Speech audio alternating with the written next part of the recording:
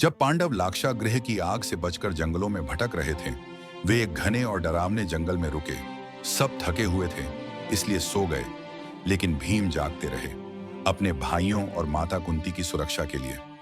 उसी जंगल में रहती थी एक राक्षसी, हिडिंबा, अपने भाई हिडिंब के साथ। ये दोनों मानव मांस खाते थे। हिडिंब ने हिडिंबा को आदेश दिया कि वह जाकर पांडवों को खाने के लिए लाए।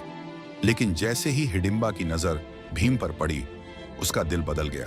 पहली बार एक राक्षसी को किसी इंसान से प्रेम हो गया। भीम का तेज साहस और व्यक्तित्व देखकर हिडिंबा मोहित हो गई। उसने न सिर्फ अपने भाई की बात टाल दी, बल्कि उसे चेतावनी भी दी कि वह भीम को हाथ न लगाए।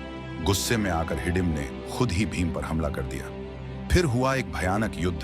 जंगल कांप उठा, वृक्ष टूटने लगे और अंत में भीम ने हिडिंब का वध कर दिया। इसके बाद हिडिंबा ने भीम के सामने विवाह का प्रस्ताव रखा। भीम ने युधिष्ठिर से सलाह ली। पांडवों ने कहा कि अगर हिडिंबा सच्चे प्रेम से विवाह चाहती है और किसी प्रकार का बंधन नहीं रखती, तो कुछ समय के लिए विवाह किया जा सकता है।